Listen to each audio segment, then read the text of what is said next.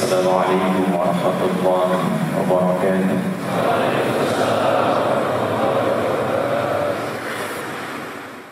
Qulna ihbitu minha jami'a fa imma ya'tiyannakum minni hudan faman tabi'a hudaya fala khaufun 'alaihim wala hum yahzanun.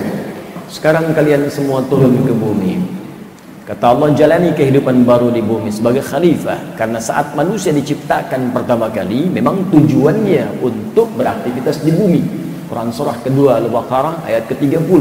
Wa idh qala rabbuka lil malaikati inni ja'ilun fil ardi, bukan fis sama. Ya, ketika Rabb Muhammad menginformasikan pada semua kalangan malaikat dan jin yang ada pada saat itu, bahwa kami telah menugaskan, memilih. Dia ada mencipta, ada menugaskan, memberikan fungsi.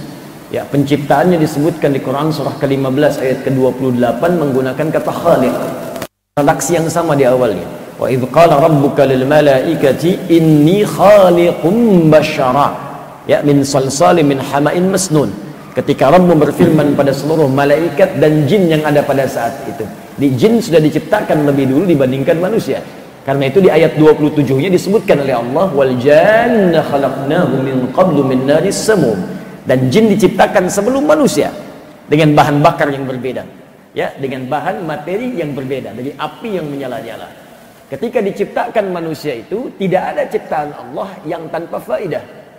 Ya, tanpa fungsi, tanpa manfaat. Maka dijelaskan apa tujuan menciptakan manusia ini. Disebutkan di Al-Baqarah ayat 30. Jadi yang pertama, Quran surah Al-Hijr ayat ke-28, penciptaannya menggunakan khaliq.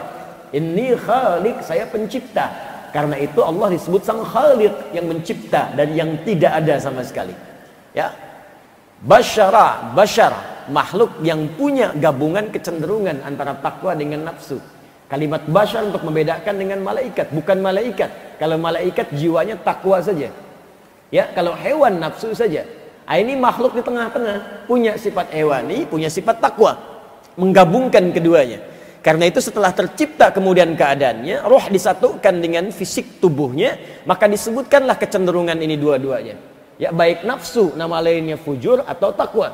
Ya, maka turun Quran surah 91 Asy-Syams ayat 7 sampai 10 itu. Wa nafsin wa ma sawwaha fa alhamaha fujuraha wa taqwaha. Maka dalam diri kita ada fujur, ya, yang nanti melahirkan nafsu, ada juga takwa.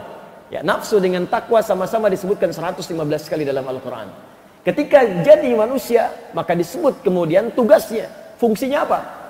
Karena semua ciptaan Allah itu punya fungsi, tidak ada yang sia-sia. Maka turunlah Quran surah kedua Al-Baqarah ayat 30 untuk menjelaskan fungsinya. Wa idh qala rabbuka lil malaikati inni ja'ilun, ya, fil ardi khalifah. Ketika Rabbu menginformasikan pada para malaikat seluruhnya dan kalangan jin yang ada pada saat itu, kami tetapkan manusia untuk menjalani misi di bumi. Tugasnya di bumi, bukan di langit. Karena itu ketika selesai tuntas diciptakan manusia pertama, diberi nama dengan Adam, Al-Baqarah ayat 31, diberikan bekal, wa 'allama Adamal asma'a kullaha. Ya, diberikan pelatihan kemudian di surga dengan segala hal yang ada di dalamnya. Masih ada ujian. Karena itu beda dengan surga yang akan kita tempati nanti. Surga Nabi Adam itu tempat untuk melatih beliau sebagai persiapan sebelum turun ke bumi. Surga kita, surga yang akan kita nikmati tanpa ada ujian lagi kemudian hari. Ya, mala ainun ra'at wala udhunun sami'at wala khatara ala qalbi bashar. Tak pernah terlihat, dipandang, tak pernah terdengar seperti itu gambarannya nyata. Kalau ada diinformasikan kepada kita, nanti jauh seperti apa yang didengar oleh kita. Ya. Kemudian nampak keindahannya, nggak pernah terasakan oleh siapapun dari kalangan makhluk. Ya, surga Nabi Adam masih ada ujian. Ya, Quran surah kedua ayat 35. Ya, wa qulna ya Adam uskun anta wa zawjukal jannah wa la taqraba hadhihi syajarata fatakuna minadh dhalimin. Ya, kata Allah, Adam dan pasanganmu Hawa, tinggali surga ini untuk berlatih, nikmati semuanya silakan. Apa yang kamu dapatkan, tapi jangan dekati satu pohon ini. Ya, engkau berpotensi menjadi zalim kalau mendekatinya. Baik, jadi masih ada ujian di sini. Sampai kemudian tuntas menjalani di situ, pelatihannya turun ke bumi untuk menjalani misinya. Maka sudah dilatih di situ cara menghadapi setan bagaimana? Karena setan pernah menggoda. Al-Baqarah 36, fa'azallahuma syaitanu anha fa'akhrajahuma mimma kana fi. Ya, Jadi sudah diperkenalkan, ini musuhnya nanti dari kalangan iblis, ya, menjadi setan, cara menggodanya begini. Makanya nanti ketika diturunkan ke bumi, kalimat pertama Adam bermohon kepada Allah, meminta kemudian supaya anak cucunya pun dibentengi oleh Allah dari godaan-godaan setan. Maka turun Quran surah ke-7 Al-A'raf itu dari ayat 26 sampai 27, bahkan sampai ke 31-nya nanti. Ya bani Adam la yaftinannakumus syaitanu kama akhraja abawaykum minal jannah. Anak cucu Adam, anakku cucuku, nanti kalau engkau hidup setelah aku, ya, diabadikan di Al-Quran itu. Hati-hati, akan ada setan nanti yang akan menjauhkan kau dari kenikmatan Allah Subhanahu wa taala, seperti bapak moyangmu dulu pernah digoda dikeluarkan dari surga. Lengkap semuanya. Karena itu ketika turun tidak dibiarkan oleh Allah turun begitu saja. Diberikan kemudian pedoman yang bisa menjaga kesolehan Adam sehingga dekat dengan Allah Subhanahu wa taala. Karena memang fungsinya saat tinggal di bumi saleh sehingga buminya bisa makmur. Maka diberikan bimbingan disebut dengan hudan. Ya. Qulna ihbitu minha jami'a fa imma ya'tiyannakum minni huda. Adam, Hawa turun. Nanti saat menjalani hidup di bumi aku berikan bimbingan lengkap namanya hudan, membuat kamu saleh dan bisa memakmurkan bumi. Kalau diikuti petunjuk ini, maka engkau aku akan jamin selama hidupmu di bumi fala khaufun, akan terbebas dari kegelisahan. Lawan gelisah itu tenang. Jadi kalau ikut petunjuk saya kata Allah, kamu akan tenang hidup di bumi. Rumah tangga tenang, bekerja tenang, beraktivitas sosial tenang. Walahum yahzanun, dan tidak banyak sedih, senang. Jadi rupanya Allah menugaskan kita hidup di bumi, menjalani hidup itu bukan untuk gelisah, untuk tenang, ya, bukan untuk sedih, untuk senang. Jadi kalau ada yang hidup di bumi penuh kegelisahan, penuh kesedihan, artinya dia kurang baca petunjuk. Petunjuknya disebut dengan hudan namanya. Setiap berganti masa, berganti tugas, berganti generasi, diutus seorang nabi tetap membawa hudan. Karena itu semua kitab yang dibawa para nabi itu disebutnya hudan. Nabi Musa mendapatkan Taurat disebut hudan. Quran surah ke-17 ayat yang kedua. Wa ataina Musal kitaba wa ja'alnahu hudan li bani Israil. Kami berikan kepada Musa alaihissalam itu kitab Taurat. Wa ja'alnahu hudan. Kami jadikan Taurat itu sebagai hudan. Al-Quran diturunkan pada Nabi Muhammad SAW disebut hudan. Buka Quran surah kedua Al-Baqarah ayat 185. Syahrul Ramadan alladhi unzila fihi al-Quran hudan linnas wa bayyinatin minal huda wal furqan. Di bulan Ramadan kami turunkan Al-Quran kata Allah. Apa fungsinya? Hudan. Jadi kalau ingin saleh baca Al-Quran. Ingin saleh pelajari Al-Quran. Ingin saleh amalkan Al-Quran. Ingin bahagia amalkan Al-Quran. Ingin tenang, amalkan Al-Quran. Maka di Quran ada bimbingan ketenangan di rumah tangga. Di Quran ada bimbingan kesuksesan dalam bekerja. Di Quran ada bimbingan mengentaskan persoalan. Apa di antaranya? Kata Allah, kalau ingin engkau tenang, ingin soleh, maka tingkatkan takwa kepada Allah Subhanahu wa ta'ala. Dimanapun engkau beraktivitas.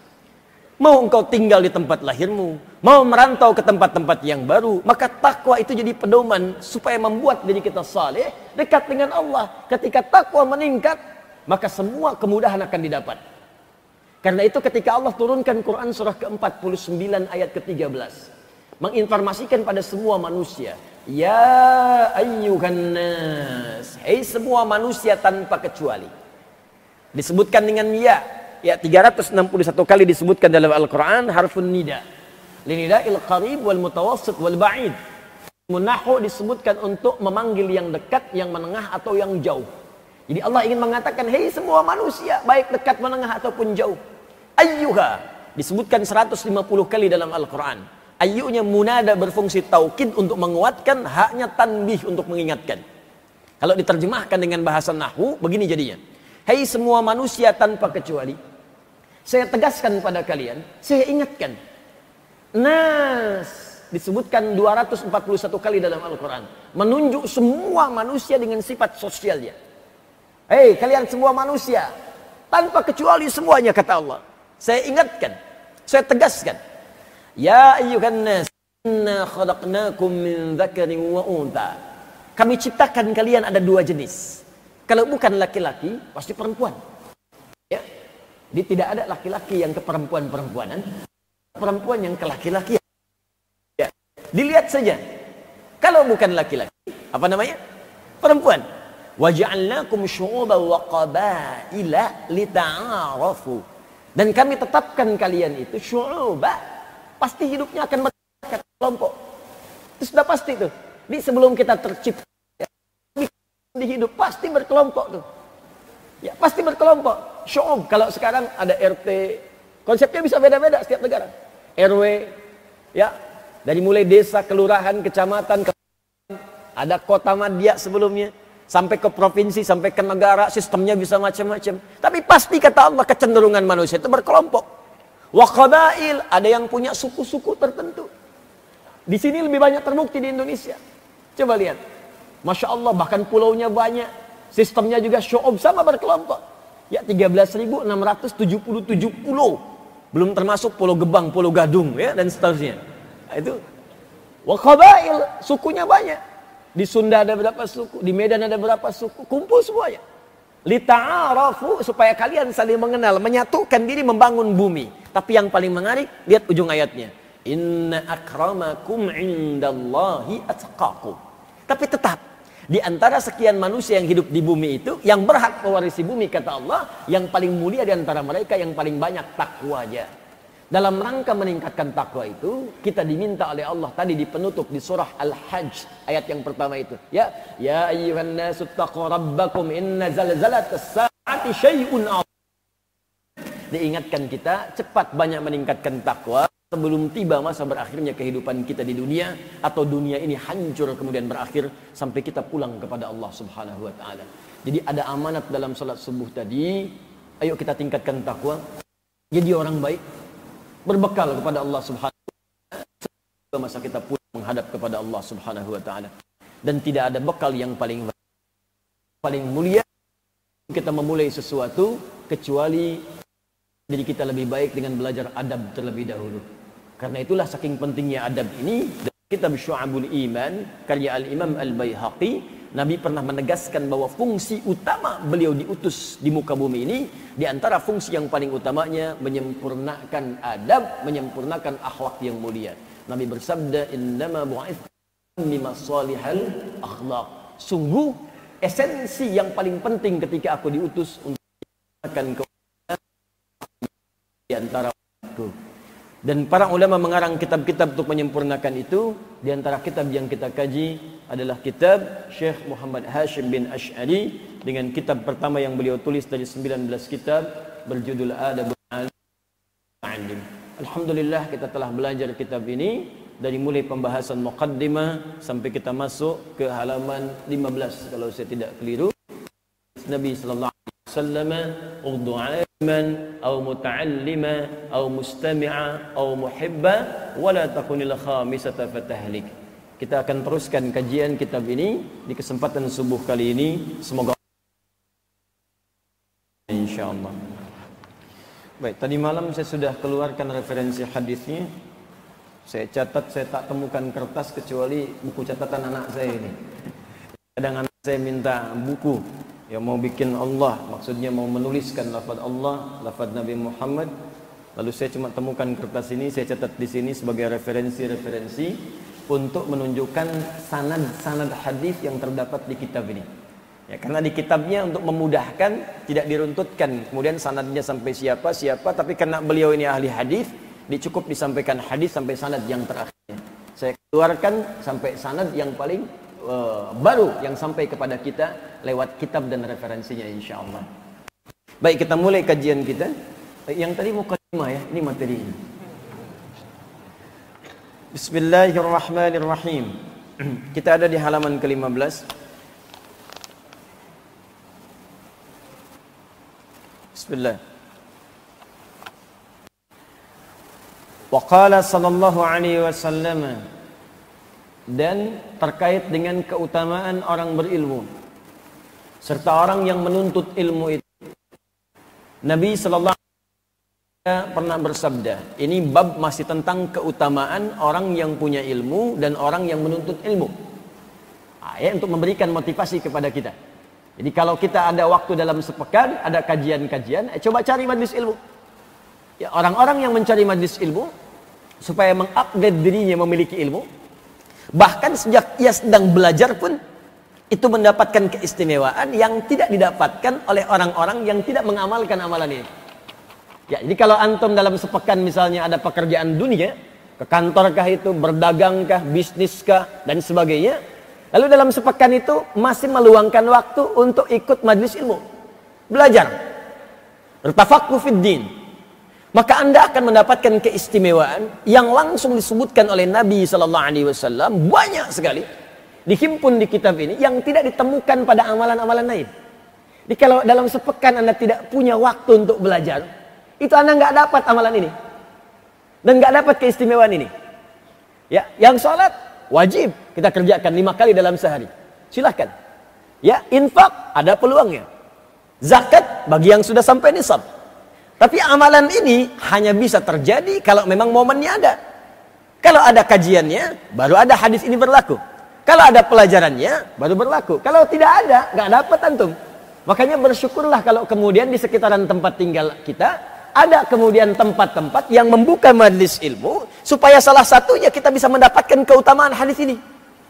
Jadi kalau dalam sepekan kita diberikan peluang, Al-Azhar punya dari subuh jam 7 siang tiap hari, masih belum mampu mengundang kita untuk belajar, dengan cara apa lagi kemudian Allah memberikan keutamaan pada kita untuk meraih keutamaan di hadis ini.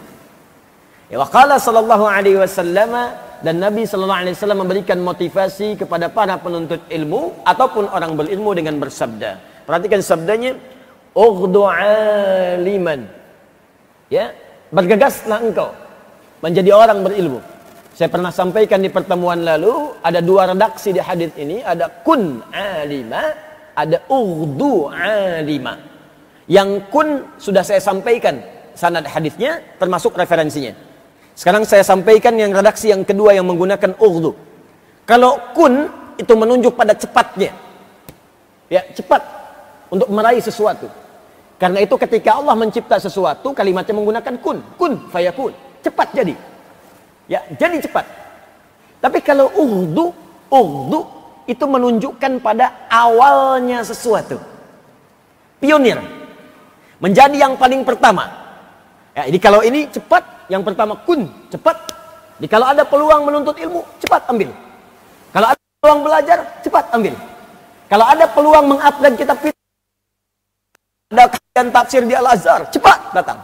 Ada kajian hadis di As-Salam, samping, cepat. Ada kajian fiqh di Al-Ihsan, cepat. Ada kajian kemudian misalnya usul fiqh di Baitur Rahim, cepat. Ah, itu kun. Kun aliman atau muta'alliman. Ya, kalau ada peluang-peluang menjadikan kita menjadi lebih baik, lebih pintar, atau ada peluang untuk belajar, cepat ambil kata Nabi. Jangan tunda. Sebab kalau itu sudah kehilangan momennya, Anda nggak dapat lagi peluang pahalanya. Nanti kita lihat apa saja di antara pahalanya. Kalau sudah Anda dapatkan momennya, tahu nih, bismillah besok di Al-Azhar ada kajian. Ya, waktunya ba'da subuh. Subuhnya jam 4:06. Ughdu, maka jadi yang paling awal datang. Itu bahasa Nabi ya. Kalau perlu ambil saf pertama. Ya, siapkan diri kita. Ughdu. Makanya kalimat ughdu, ghadat itu di bahasa Arab sering menunjukkan pada yang awal-awal. Ya, salat subuh disebut dengan salat ghadat. Ya, salat ghadat. At-Tirmidzi nomor hadis 586. Ini hadis tentang syuruk. Ya, man shallal ghadata fil jama'ati aw fil masjid, thumma yaqudu yadhkurullaha wa yusalli rak'ataini fi bidayatil duha, fa kana 'alaihi ajri hajjin wa umratin. Tabamun. Siapa yang menunaikan salat ghadat subuh. Kenapa salat subuh disebut dengan ghadat? Karena ia berada di awal waktu dalam salat yang 5 waktu itu. Ya, sekaligus menunjuk pesan kepada kita. Kalau sudah datang waktu subuh, jadi yang paling pertama datang duluan. Fil jamaati jamaah. Ya, saf pertama incar. Sahabat Nabi itu kalau datang subuhan ada yang sayap kanan. Ketahuan tuh. Jadi itu ada yang selama hidupnya sampai wafat, Anda bayangkan. Selama sampai menjelang wafat, itu ketahuan oleh Nabi posisi sayap kanan. Sayap kanan sebelah pojok. Jadi kalau sudah Nabi ke masjid, udah tahu tuh si fulan ada di situ. Ya, satu kali pernah kemudian Nabi menengok, belum ada, sayap kanan ini belum ada. Gak kelihatan, orangnya beda. Maka Nabi katakan, mana si fulan? Belum datang. Tunggu sampai kemudian agak jedanya agak panjang, agak panjang. Sampai dikhawatirkan diduga subuh akan habis, baru dimulai sholat. Sampai ingin dilihat si fulan kemana ini. Ya, setelah sholat, Allahu Akbar, tiba-tiba belum datang juga. Ditanya kepada para sahabat, kalian tahu siapa si fulan ini? Di mana tinggalnya? Kelihatan hari ini. Maka disebutkan, ya Rasulullah, si fulan tinggalnya di anu. Datangi ke sana, ayo kita ke sana tengok. Jadi kalau sudah sehati jadi ahli masjid itu, kita kenal nanti siapa yang jadi ahli masjid. Pasti antum akan tahu tuh, yang subuh akan tahu lama-lama tuh kebiasaannya. Ada yang suka di belakang imam, kan? Ada yang suka kemudian di pojok-pojok kiri. Ya, ada yang suka di belakang imam, tengah-tengah pas, tapi mau jadi badal imam juga belum mau, kan? Baik, samping kanan ada, tengah-tengah ada, nggak apa-apa, itu kebiasaan. Lama-lama kita mengerti. Ada yang ba'da subuhan mojok dekat tiang, kan? Ada mojok di pinggiran dekat tembok, ya. Ada yang zikir, ada yang tenang, saking tenangnya tidur, kan? Banyak. Tapi kita kenal. Nah, makanya ketika satu tempat itu nggak ada yang rasanya hilang, ada yang kosong. Ada kerinduan bertanya. Lama-lama itu jadi teman akrab, nengok. Datang Nabi dengan para sahabat ke rumahnya. Begitu bertemu, ternyata Allah, perjalanan jauh juga ke tempatnya itu. Kalau kita jalan kaki sudah 1 jam 2 jam itu. Anda bayangkan, sepeda belum ada, mau Brompton, mau yang lain belum ada tuh pada saat itu. Nggak ada sepeda itu. Ya. Motor juga apalagi, mobil nggak ada. Bayangkan, Allahu Akbar, dengan kakinya masih bisa berjalan perjalanan jauh untuk menunaikan sholat subuh dan mendapatkan saf pertama pojok kanan. Itu kalau telat dikit kan nggak kebagian. Antum kalau telat dikit nggak kebagian ini. Ya, ngincar sebelah kanan luar. Baik. Jadi Allahu Akbar, kalau nggak datangnya tepat waktu nggak dapat. Jauh itu. Begitu sampai di situ, subhanallah, masya Allah, apa yang terjadi? Kata istrinya, dia sudah wafat. Sudah wafat. Kata Nabi, adakah kemudian yang membuat engkau aneh sebelum wafat? Ada sesuatu enggak? Enggak ada ya Rasulullah. Cuman dia itu kayak orang ngigo sebelum wafat itu. Dia katakan, ya Allah, kenapa enggak lebih jauh lagi? Ya Allah, kenapa bukan yang baru ya Allah? Nabi tersenyum mengatakan, ya. Ketika dia mengatakan demikian, ditampakkan oleh Allah pahala-pahala kebaikannya. Jadi kalau orang saleh itu saat akan wafat ditampakkan ya kebaikan-kebaikan dia, pahala-pahala dia, gambaran-gambaran surganya. Makanya ketika wafat itu akan wafat tenang, senang ya, tenang, jiwanya tenang. Dan panggilan wafat itu panggilan ketenangan. Quran surah ke-89 ayat 27 sampai 30. Ya ayyatuhan nafsul mutmainnah. Hei jiwa yang sedang tenang. Kenapa dia bisa tenang? Karena tampak semua kebaikan. Tampak nih pahala kamu nih saat jamaah, pahala kamu saat belajar, pahala kamu saat ke masjid, ditampakkan dan digambarkan kenikmatan surganya. Makanya ayatnya nanti akan disambungkan dengan surga. Irji'i ila rabbiki radiyatan mardiyah. Cepat pulanglah kepada Rabbmu, aku ridha dengan amalmu dan engkau pun akan ridha dengan pemberianku. Fadkhuli fi ibadi wadkhuli jannati. Ini kalimatnya. Masuk dalam golongan hambaku yang baik, aku siapkan surga untukmu. Nih gambarannya begini. Makanya saat sakaratul maut tuh tenang, lihat tenang, enak. Saking tenangnya nggak sadar nyawa sudah hilang. Makanya ada yang wafatnya senyum. Ya, ada yang berkeringat di keningnya. Masya Allah, indah sekali. Tenang. Ada yang wafat sedang sujud. Ada yang wafat sedang baca Al-Quran. Tenang. Ditampakkan. Sama orang salah pun akan ditampakkan kesalahannya. Makanya hati-hati, orang soleh ditampakkan kesolehannya, orang salah dimunculkan kesalahannya. Orang biasa mabuk, keluarnya itu kalimat mabuk. Orang berkata kotor, keluarnya kata-kata kotor. Orang soleh ditampakkan hasil kesolehannya. Nampak. Maka ditampakkan kepadanya bagaimana hasil dari pekerjaannya yang luar biasa berjuang untuk mendapatkan saf paling depan saat subuh itu. Oh, tuh, ghadat, datang paling awal. Ditampakkan. Ketika ditampakkan ada pahala itu, dia merasa, ya Allah, segitu aja pahalanya udah luar biasa banyak. Apalagi kalau lebih jauh lagi. Ya Allah, kenapa tempat saya tinggal gak lebih jauh lagi dari masjid? Ya Allah, supaya banyak pahalanya. Tuh. Dia masjidnya zaman Nabi, udah kita tahu semua. Ukurannya juga ukuran yang sangat terbatas. Alasnya gak ada karpetnya, itu langsung dengan pasir. Di hadis Muslim itu sudah disebutkan, kalau panas terasa panas, kalau hujan pasti bocor. Pernah salah satu tanda Lailatul Qadar itu disebutkan dalam mimpi Nabi Sallallahu Alaihi Wasallam. Nabi bermimpi ketika salam tahiyat terakhir itu salam, kemudian nampak di keningnya itu ada tanah. Ya, Kalau kena lumpur lah, kalau kena kemudian air kan berubah ya, seperti jadi lumpur. Kena keningnya itu. Ya, jadi Anda bayangkan kalau sholat panas kepanasan. Kalau hujan bocor, basah kena itu. Tapi masih mengejar saf pertama. Jalan kaki lagi. Sahabat demikian. Sanda siapa? Ya, surga belum jelas. Amalan berantakan, hisab menegangkan, cita-cita surga Firdaus. Ya, bersama Nabi lagi. Sekarang dikasih kesempatan. Masjidnya besar, Al-Azhar. Fasilitas enak. Kalau panas ada AC-nya, ada kipas anginnya. Ya, kalau dingin hangat di dalamnya. Kajian subuh kemudian ada hidangannya. Ya, teh manis ada. Sarapan nggak tahu, gitu kan? Di luar banyak. Ya, jadi kalau dengan semua fasilitas ini belum juga membantu kita menyentuh untuk ibadah di masjid, ya dengan cara apa lagi difasilitasi? Dulu orang ke masjid sederhana itu karena motivasinya kuat, jalan kaki pun dapat, 2 jam ditempuh. Ini orang sekarang sepeda sudah ada, motor lengkap, mobil koleksi banyak, jarak dari rumah cuma 20 meter. Untuk berangkat dengan semua fasilitas itu pun belum bisa dipakai, ya perlu dikasih apa lagi? Itu penting merenung kita itu. Ya, di jalan kemudian, pernah satu kali di musim dingin, dia pakai baju double. Jadi di dalamnya pakai yang baru, lebih baru, di luarnya pakai yang udah lama. Begitu bertemu orang kedinginan di jalan, dibuka yang luar, dipakaikanlah kepada orang itu, ditampakkan pahalanya. Lalu muncul, ya Allah, kenapa bukan yang baru yang saya kasihkan, ya Allah? Kenapa bukan yang baru? Pahalanya tentu lebih banyak lagi. Karena itu kalimat-kalimat ghadat, ughdu, itu menunjukkan kalimat yang memotivasi kita datang di awal waktu. Ambil yang paling depan, pionir. Jadi kalau ada peluang beramal soleh, kejar. Karena belum tentu Anda mendapatkan yang serupa setelah itu. Termasuk menuntut ilmu, kalimatnya ughdu alima. Kejar. Ambil yang paling depan. Subuh 4:06, kalau perlu saya datang jam 4. Udah banyak orang datang jam 4. Rencana udah banyak, saya datang jam 3. Jam 3 udah banyak juga yang tahajud, saya datang nginap kalau perlu. Siapkan. Ughdu alima au muta'allima au mustami'a au muhibba. Ya, wala takunil khamisa fatahlik. Jadi redaksinya ada 2, ada khamisa, ada khamisata. Saya bacakan sanadnya dulu. Referensinya dari mana? Nanti setelah itu baru kemudian kita bahas kalimat-kalimat ini. Sudah saya tuliskan tadi malam.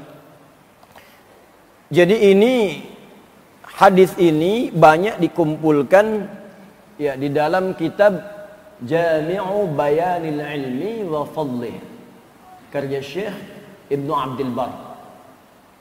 Ya, Ibnu Abdul Bar. Nama lengkapnya Abu Umar Yusuf. Ya, Abu Umar Yusuf bin Abdullah bin Muhammad bin Ibni Abdul Bar. Ya, Al-Qurtubi Al-Andalusi. Dari Cordoba. Qurtubi itu Cordoba. Ya, Cordoba soal sekarang. Spanyol. Jadi ini orang Spanyol. Ya, Andalusia dulunya. Lahir tahun 368 Hijrah. Ya, beliau ini saya sampaikan dulu latar belakangnya. Asalnya Zahiri. Ya, ikut kepada mazhabnya Daud Al-Zahiri, mazhab tekstual. Jadi kalau di teksnya begitu dikerjakannya. Kemudian belajar meluas, pindah menjadi Maliki. Ikut Imam Malik. Ya, Malik bin Anas yang lahir kisaran tahun 95 Hijrah, termasuk kalangan salafus saleh. Ya, beliau lahir di Madinah, tumbuh di Madinah, dewasa di Madinah, kemudian juga mengajar sampai wafatnya di Madinah, nggak pernah keluar dari Madinah. Karena itu dikenal sebagai Imam Darul Hijrah. Ya, Darul Hijrah. Ajarannya menyebar sampai sekarang, itu ada di wilayah Afrika Utara dan lepas Mediterania.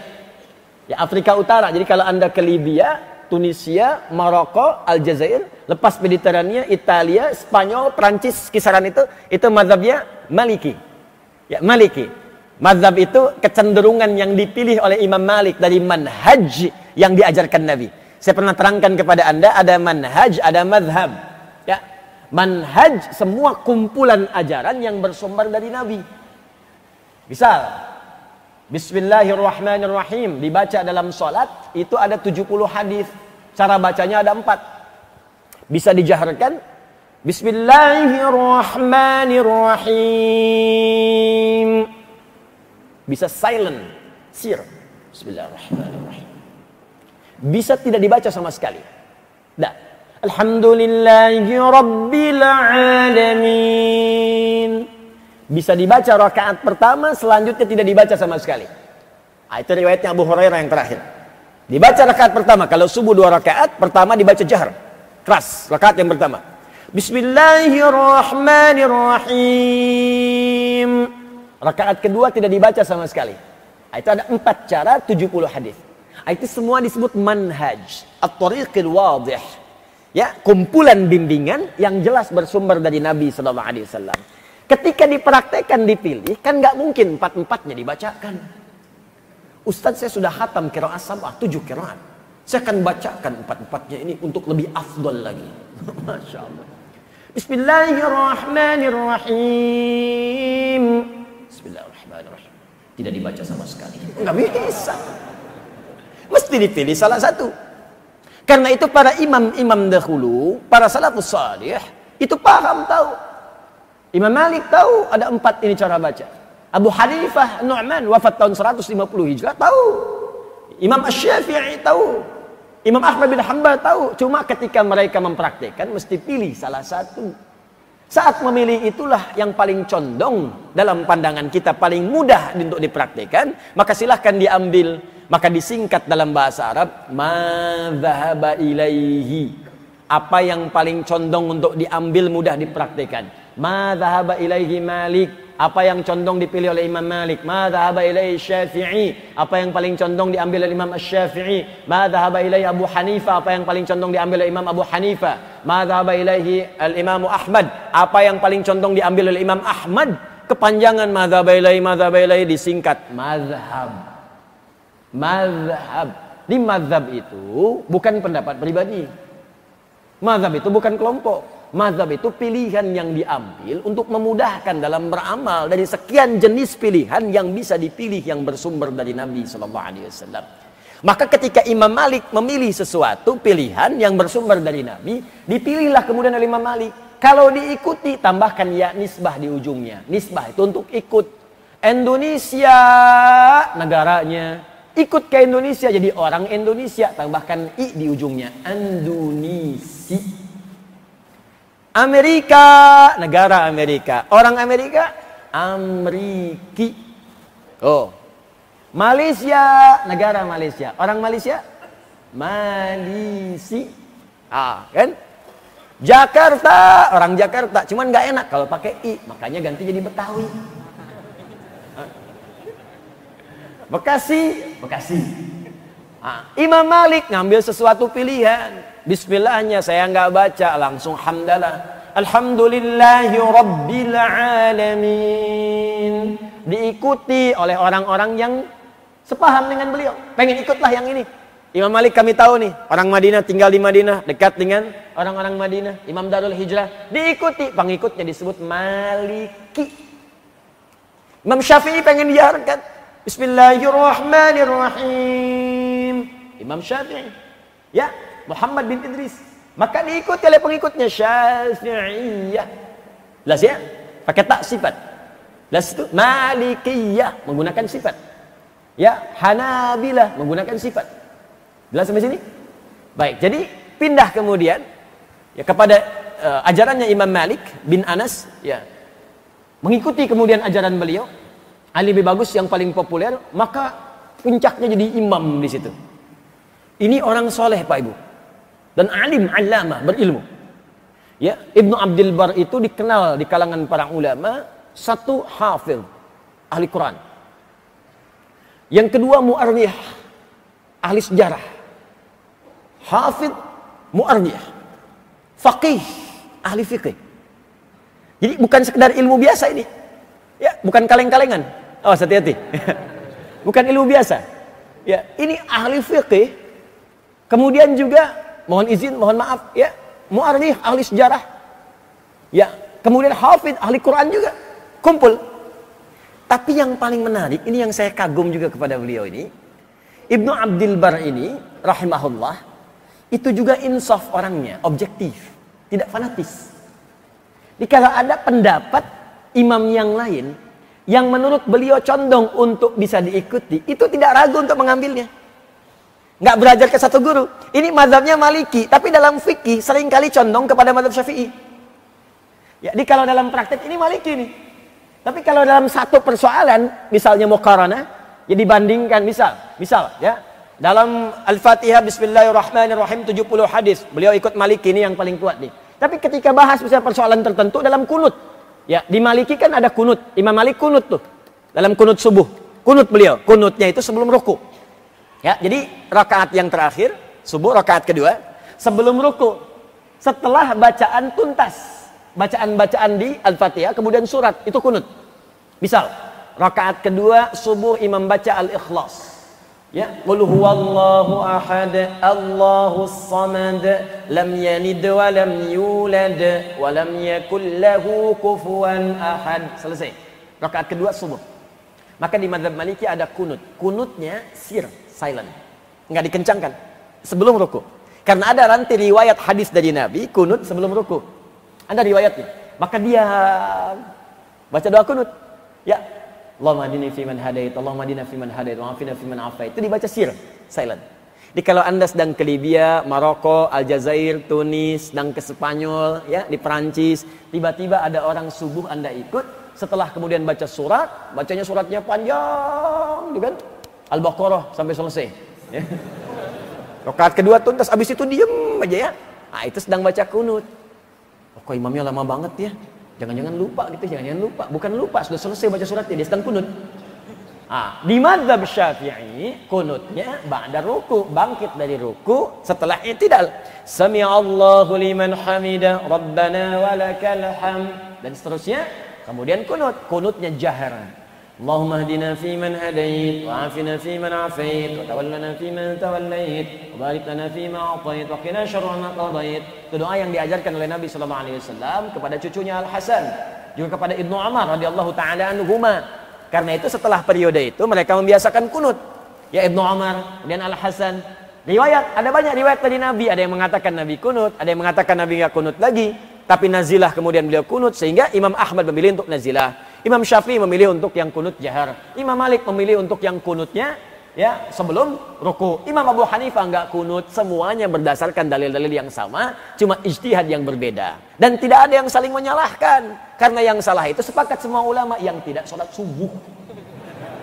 Itu beres.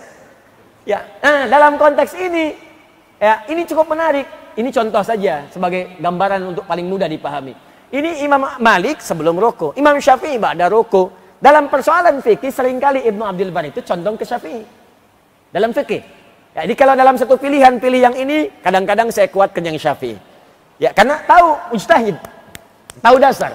Jadi boleh kadang-kadang beliau kuatkan yang Maliki, kadang-kadang condong ke Syafi'i karena punya dasar untuk memahami dalilnya. Tapi yang kita ambil dari sini adalah bukan persoalan Syafi'i, Maliki, semua sumber ini dari Nabi. Yang saya kagum adalah bagaimana sifat objektifnya, tidak fanatik terhadap satu hal tertentu, sehingga dengan itu peluang untuk membuka wawasan itu tinggi.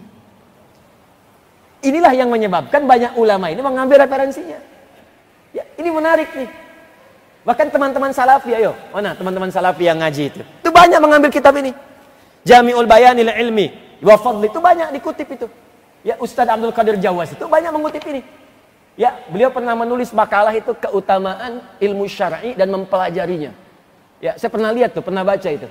Itu lihat catatan kaki footnote nomor 20 dan 21.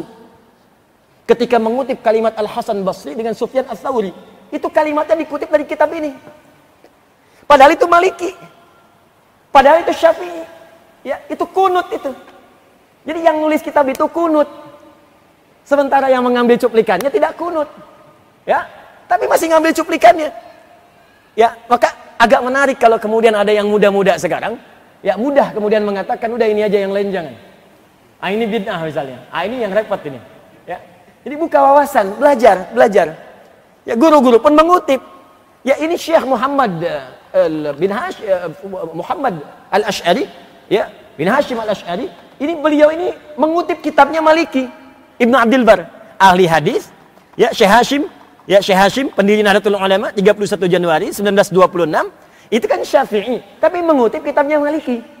Ini adab dari guru-guru kita. Kalau belajar itu silahkan. Sepanjang ada yang baik-baik kemudian, yang bisa kita temukan yang tidak menyimpang dari tuntunan Rasulullah SAW, luaskan ilmu kita. Saya pun katakan pada Anda silahkan, tidak harus cukupkan pada saya. Belajar pada guru yang lain. Ya, jangan cukupkan pada saya saja. Sebab nanti kalau Anda fanatis pada saya, kemudian saya salah. Itu yang bahaya. Ya, itu yang bahaya. Tidak ada yang bisa meluruskan dan Anda akan larut dalam kesesatan di situ. Maka belajar kemudian pada guru-guru yang lain. Silahkan ambil ilmunya. Saya sering ungkapkan bahasa, sepanjang ada kebaikan, ambil yang baik-baiknya. Kalau tak sepakat, tinggalkan ketidaksepakatannya. Jangan sampai ketidaksepakatan itu menghalangi Anda minum teh bersama. Itu kan gampang. Kenapa jadi susah-susah? Makanya ini ngambil. Ya, dulu Ustadz Abdul Qadir Jawas itu dulu juga sering belajar baca, sampai direkomendasikan oleh Ustadz Syuhada Bahri. Ya, jadi mustaminya Syekh Utsaimin itu yang rekomendasikan Dewan Dakwah. Ya, saya tahu betul itu. Ustadz Syuhada Bahri itu adik angkatannya almarhum Ustadz Husain Umar. Ya, Ustadz Husain Umar itu seangkatan dengan kakak ibu kami, Kiai Haji Rafiuddin Akhyar, pendiri Dewan Dakwah di Banten. Ya, muridnya Muhammad Nasir rahimahullah. Nah, itu kami tahu karena saya kecil. Itu sudah diajak kakak ibu saya, uak saya. Ya, untuk nengok tuh dai-dai kemana saja, masjid-masjid dibangun di mana saja. Dari kecil saya tahu betul. Makanya teman-teman yang berdakwah itu ada yang ke Papua, kemana, teman-teman salafi yang dulu-dulu itu sering datang ke rumah. Ini laporan, ini dakwah di sini begini, ini begini. Saya tahu betul. Jadi tahu siapa yang diutus, ketemu siapa, di perpustakaan Lipia ketemu siapa. Saya tahu betul dari kecil. Ya, makanya aneh kalau ada yang muda-muda kemudian ikut nahdir itu. Halo? Artinya dia nggak belajar nasab gitu, nggak belajar sejarah. Silahkan baca, silahkan luaskan bacaan, perdalam. Dengan begitu wawasan kita menjadi luas, menjadi lebih baik. Dan ilmu kita kemudian terangkat. Saya ingin Anda rukun, jangan berselisih. Kenapa harus saling mencela? Kalau tak sepakat jangan mencela. Dari mana Anda mendapatkan ajaran mencela itu? Di Quran ada. Anda ngaji Quran, ngaji sunnah. Apa diajarkan di Quran sunnah saling mencela? Anda belajar Quran yang mana? Sunnah yang mana? Yang saya inginkan kita hidup rukun. Perbedaan nggak apa-apa kalau beda sedikit. Ya, beda dan landasan mengambil putusan nggak ada masalah. Sepanjang dalilnya ada. Tapi jangan sampai kemudian saling tidak mengucapkan salam. Assalamualaikum akhi, besok aja. Besok. Nggak saling sapa. Kok bisa Anda belajar sesuatu tiba-tiba jadi bermusuhan? Pulang ke rumah jadi ribut dengan istri ribut dengan suami, jadi nggak kenal tetangga, jadi nggak saling sapa. Anda belajar apa? Zaman Nabi kan semua didakwahi. Fir'aun aja yang ngaku Tuhan diutus oleh Nabi Musa dan Harun untuk berdakwah dan lembut. Quran surah 20 ayat 43 sampai 44. Idhaba ila fir'auna innahu tagha faqula lahu qawlan layyina la'allahu yatadhakkaru aw yakhsha. Musa dan Harun sekarang pergi ke Fir'aun. Dakwahi dia dengan lembut. Ya, dia sudah mulai menyimpang dari kedudukan. Dakwahi dia dengan lembut. Mungkin dengan kelembutan itu dia sadar dan mulai takut kepada Allah. Fir'aun ya ngaku Tuhan. Jahatnya luar biasa, hobi bunuh orang. Masih diminta oleh Allah kepada Musa dan Harun diperintahkan, jangan jauhi dia. Dakwahi dengan lembut, jangan kasari dia. Dakwahi dengan kelembutan itu mungkin sadar. Teman ente itu bukan Firaun. Nggak pernah ngaku Tuhan, sama-sama ke masjid. Kenapa Anda jadi kasar? Anda pun bukan Musa, Harun juga bukan. Anda Nabi bukan, Rasul juga bukan. Berdakwah kepada orang yang bukan Firaun, kenapa mesti kasar? Bisa dipahami ya? Jadi kalau belum mengerti juga, ada sesuatu dalam hati Anda. Ada masalah itu. Ya, ada masalah. Maka kalau saya senangnya kita bersilaturahim, saling mendoakan. Saya doakan tuh. Saya doakan guru-guru, teman-teman, sahabat-sahabat, guru-guru lain. Saya doakan yang mencela saya, yang mentahdir, supaya jadi sahabat. Di teman. Beda boleh, tapi jangan berselisih. Itu yang saya maksudkan. Kalau Anda tanya, saya sebutkan nasabnya satu-satu tuh. Ya, si Fulan belajar di sini, PGA-nya di sini, difasilitasi ini, pindah ke sini belajar di sini. Saya belajar. Ya, SD saya diajak-ajak, kemudian saya masuk pesantren, begitu kelas 1 SMA, saya diminta kemudian lewat saya datang ke istana Muhammad Nasir itu. Saya yang periksa itu skripsinya malamnya, besoknya sidang. Ya, jadi kemudian saya cek, besoknya kakak ibu saya yang menyidang itu. Jadi di sidang, saya tahu yang diucapkan, Anda salah halaman sekian. Saya bilang itu saya yang tadi malam perbaiki. Jadi kita paham nih si Fulan. Jadi seperti itu kita saling doakan. Itu indah cara berdakwahnya. Saling support. Saling rekomendasikan. Teman-teman kalau belajar hadis si Fulan ya. Saya sering katakan, Anda kalau belajar sirah, cari Ustaz Khalid. Ya, Ustaz Khalid, itu orang baik tuh. Insya Allah orang saleh itu. Belajar sirah kepada beliau. Ustaz Budi Azhari, belajar. Ya, ayo kepada siapa aja, di Al-Azhar ada siapa? Ya, belajar tentang akidah, belajar pada Ustaz Farid Uqbah, belajar tuh. Ya, Masya Allah, Alhamdulillah beliau masih sehat, masih mau mengajar. Ya, belajar. Orang Malaysia aja datang belajar kepada beliau, ngundang belajar. Masa orang Indonesia nggak belajar? Ya, maka silahkan kumpulkan, saling doakan, jangan ribut. Nanti khawatirnya ngaji tapi wafat sedang mencela. Kita khawatir tuh. Bis ngaji kemana? Ustaz Adiyu, loh meninggal. Repot. Dah, kita tidak usah ikut-ikut ya. Saya tidak pernah mengajarkan Anda untuk mencela orang, termasuk pada yang mencela kita. Kalau Anda pandai mencela setelah belajar dengan saya, maka saya bersaksi di hadapan Allah, saya tidak pernah mengajarkan Anda. Ya. Maka silakan dari mana saja kita dapatkan ilmu, termasuk Ibnu Abdul Bar, Maliki tapi masih mau belajar mazhab Syafi'i. Ya, nama aslinya Muhammad bin Idris Asy-Syafi'i. Syafi'i itu dari kata Syafi, kakek yang ketiga, datuk ketiga dari Muhammad bin Idris. Jadi, nama aslinya bukan Imam Syafi'i. Nama aslinya Muhammad, punya bapak namanya Idris. Idris punya bapak namanya Al-Abbas. Al-Abbas punya bapak namanya Utsman. Utsman punya bapak namanya Syafi'. Syafi' punya bapak namanya Sa'id. Ya, Sa'id punya bapak namanya Ubaid. Ubaid punya bapak namanya siapa? Ya, Abid bin Zaid. Abid bin Zaid punya bapak namanya siapa? Hashim. Hashim punya bapak namanya siapa? Al-Muttalib. Al-Muttalib punya bapak namanya siapa? Siapa? Abdul Manaf. Di Abdul Manaf ini bertemu nasabnya dengan Nabi SAW. Muhammad SAW bin Abdullah bin Abdul Muttalib bin Hashim bin Abdul Manaf. Jadi dari bapaknya Muhammad bin Idris kepada Nabi SAW bertemu di nasab yang sama di Abdul Manaf. Adapun kalimat Syafi'i dari kakeknya yang ketiga namanya Syafi'. Muhammad bin Idris bin Al-Abbas bin Utsman bin Syafi'. Kenapa menasabkan kepada Syafi'nya, bukan kepada Al-Abbasnya, bukan kepada Utsmannya? Karena Syafi' ini hidup di masa sahabat ridwanullah alaihim dan berjumpa dengan Nabi SAW. Bapaknya Idris tidak berjumpa, wafat di Asqalan. Ya, Syafi'i lahir 150 Hijrah. Ya, kemudian bapaknya wafat di Asqalan. Kemudian ke atasnya Abbas tidak berjumpa lagi, hidup di zamannya Abul Abbas As-Saffah.